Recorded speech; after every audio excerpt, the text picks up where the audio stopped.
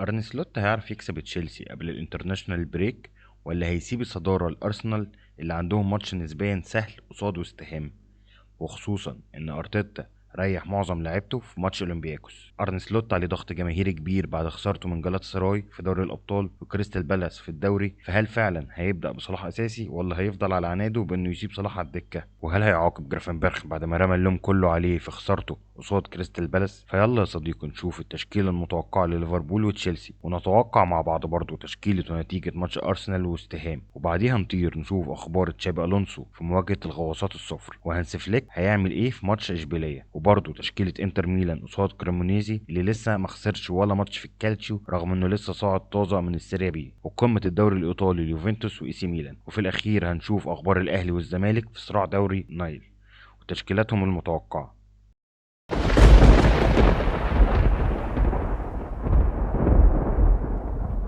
اهلا بيك تاني يا عزيزي في السبت الممتاز اللي هنرجع نفتقده اسبوعين كمان بسبب التوقف الدولي اللي باذن الله نشوف فيه منتخب مصر بيصعد كاس العالم 2026، واللي شكلنا كده مش هنشوفه بيتلعب علشان في راجل مجنون كده عايز منتخب بعينه يلعب. فما ننساش ندعي لاخواتنا بالنصر. بيبتدي الاستوديو بتاعنا بماتش ليفربول وتشيلسي واللي فيه غيابات في الفرقتين، يعني مثلا عندك غيابات ليفربول أليسون بيكر وكيتيكي ونجمي ايطاليا كيزا وليوني، ولكن في تشيلسي عندك لسته طويله اهمهم كول بالمر وديلاب وشالوبا وكولويل وفوفانا. فهتلاقي بسبب غيابات تشيلسي ماريسكا داخل الماتش باسلوب دفاعي اكتر عكس الليفر اللي هيحاول يهاجم بكل اسلحته عشان يعوض سمعته اللي اتبهدلت. فهتلاقي في حراسه مرمى ليفربول ماماردشفيلي، وقصاده قلبين الدفاع اللي ملهمش بدايل فان دايك وابراهيم كانوتي، وعلى اليمين سوبوسلاي اللي هيحتاجوا يدي دفعه هجوميه اكتر من برادلي، واللي كنت اشوف احسن انه يلعب بفريم بونج في المكان ده، ولكن ارن سلوت دخل في حته عند كده الفتره دي مش عارفين هتودينا على فين. وباك شمال كيركز، واتنين ارتكاز جرافنبرغ وماك اليستر، وقصادهم فيرتس صانع لعب اللي ما اثبتش وجوده حتى الان. قصاده الثلاثي الهجومي على اليمين العاق محمد صلاح، وعلى الشمال جاكبو وراس حربة وحيد الكسندر ايزاك،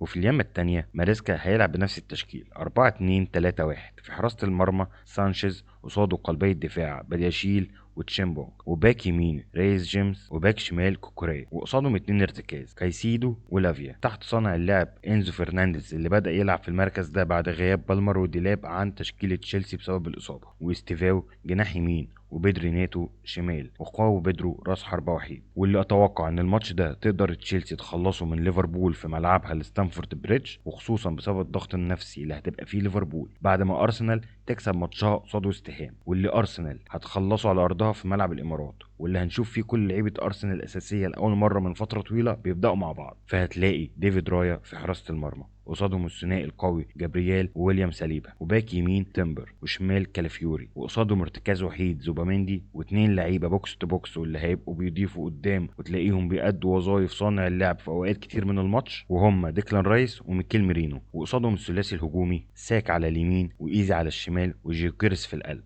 وفي برضه يوم الاحد ماتش قوي قوي وهيبقى جميل جدا بين ايفرتون وكريستال بالاس اللي انصحك تتفرج عليه، ودي من نوعيه الماتشات اللي احب اتفرج عليها لمتعتي الشخصيه. يعني احب اشوف الدلع اللي بيقدمه جريليش مع ايفرتون والقوه في الاداء اللي بيقدمها جويهي مع كريستال بالاس قبل ما يسيبها في الانتقالات يناير ويتجه لليفربول. وبرضه في ماتش مانشستر سيتي وبرنتفورد اللي اعظم مدرب في الكون بيب جوارديولا، مش بس علشان هو الفيلسوف، لا علشان تصريحاته اللي تخص القضيه اللي ما اتغيرتش من اول يوم. Estem assistint a un genocidi en viu i en directe on milers de nens i nenes ja han mort i d'altres poden encara morir. La franja de Gaza està devastada i riades de gent camina sense rumb, sense aliments, aigua potable ni medicines. Només la societat civil organitzada pot salvar vides i pressionar els governs perquè actuïn d'una vegada. El 4 d'octubre, a les 12 hores, a Jardinets de Gràcia, inundarem els carrers per exigir.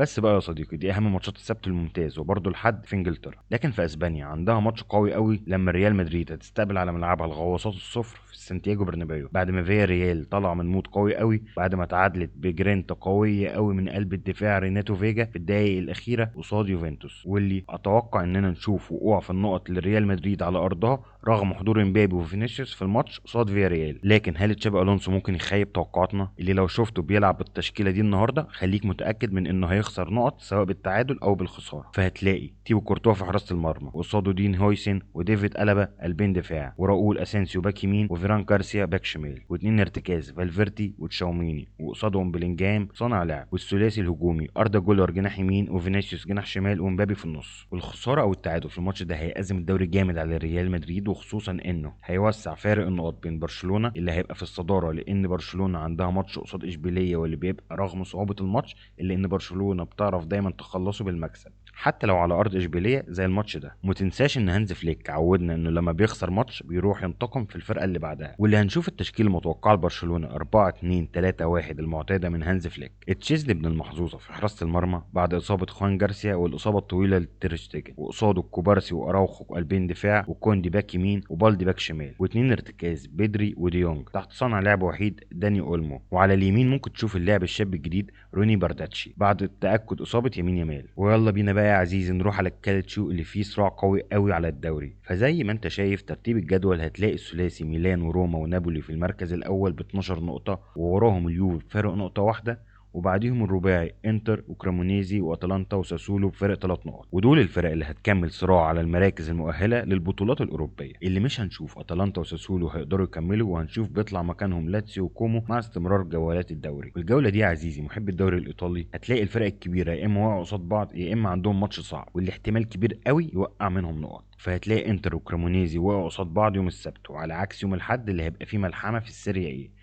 هتلاقي ختام اليوم على مين يقدر يتصدر الدوري، هل أليجري ميلان الجديد اللي مش عاتق حد، وخصوصا ان أليجري تحت ايده نوعية اللعيبة المفضلة ليه وهي لعيبة وسط الملعب الخبرة، فمش هيلاقي افضل من لاعب وسط خبرة قد مودريتش، ولا رابيو اللي كل لما أليجري يروح حتة ياخده معاه، ولا لاعب الارتكاز يوسف فوفانا، ولا بقى هنشوف إيجور تودور بيكسر سلسلة التعادلات اللي كل ما نقول خلاص بقى تتكسر نلاقيه بيتعادل في اللحظات الأخيرة. وقبل ماتش القمة ده برضو عندنا اختبار لنابولي قصاد باتريك فييرا وهو بيقود جنوا في اقوى الاداءات الدفاعيه وحاجه كده قمه الاجل فوتبول. وقبلهم برضو في ماتش روما قصاد فيورنتينا اللي يعتبر اسهل ماتش للكبار في الجوله، رغم ان فيورنتينا ممكن تفاجئ الفرق الكبيره دايما بسبب قاعدتهم الجماهيريه اللي بتقدر تحمس اللعيبه في الماتشات القويه اللي زي دي. فيلا بينا نتكلم على التشكيلات المتوقعه والنتائج لاهم ماتشين في الجوله. في يوم السبت عندنا الانتر وكريمونيزي اللي الانتر هتقدر تخلصه وتكسر بقى سلسله اللا هزيمه اللي عاملاها كريمونيزي وتقول لهم حلو قوي لحد كده،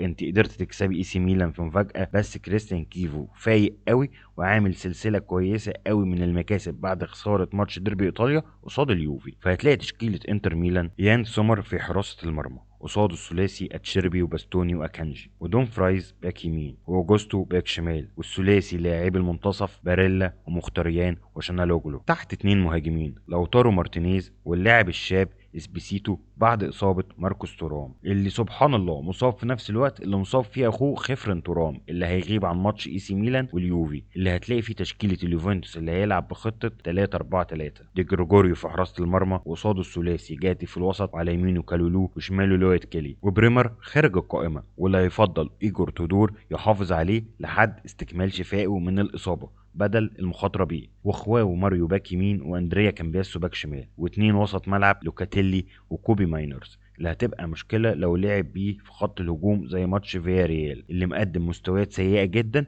بس كل ما بيطلع في الخطوط لقدام مستواه بيبقى اسوأ بكتير. واتنين اجنحه كونسيساو ويلدس تحت فلاوفيتش كمهاجم وحيد. وفي الجهه التانيه من الملعب تلاقي أليجري بيلعب بخطه 3-5-2، مايك مانيان في حراسه المرمى قصاده الثلاثي جابيا في الوسط، على يمينه توموري وشماله بافلوفيتش، وسالي ميكرز باك يمين، وبارتساجي باك شمال، ويوسف فوفانا ارتكاز وحيد. واتنين خط الوسط المفضلين عند أليجري رابيو ومودريتش، وقصادهم 2 مهاجمين بوليزيتش كلاعب 10 كلاسيكي حر، وخيمينيز راس حربة تارجت مان. الماتش ده يا عزيزي البيان كونيري ويا عزيزي الميلانيستا هيبقى ماتش قوي قوي قوي قوي من حيث الجرينتا والافكار التكتيكيه من 2 مدربين ما عندهمش اي مشكله نهائي في انهم يغيروا تكتيك لعبهم كامل على حسب مجريات الماتش. ومن هنا بقى قبل ما نختم ناخد حتة مخلل صغيرة ونقول التشكيلات المتوقعة لماتش الأهلي والزمالك. فهتلاقي الساعة 5 ماتش الزمالك وغزل المحلة، اللي الزمالك هيقدر يخلصه بسهولة، مش بس علشان تدني مستوى لعيبة غزل المحلة، لا وهيتلعب على أرض الزمالك، والدور اللي لعبه استاد المحلة في تعادلهم قصاد الأهلي هيتحيد. فهتلاقي يانيك فيريرا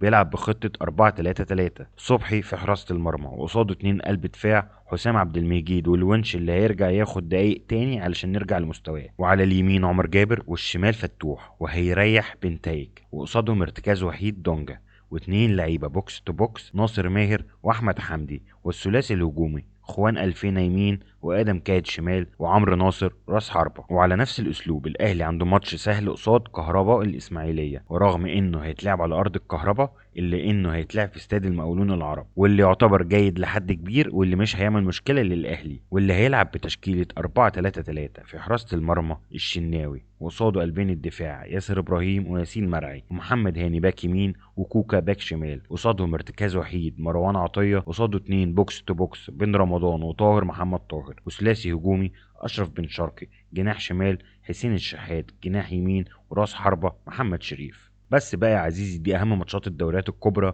والدوري المصري قبل التوقف الدولي اللي هيطير فيه منتخبنا لجيبوتي يوم الاربعاء، اللي باذن الله يكسب بكل سهوله الماتش اللي يضمن صعودنا لكاس العالم. بس بقى يا صديقي شكرا قوي انك كملت معانا لحد هنا، وما تنساش تدعمنا بلايك وشير وسبسكرايب. يلا سلام.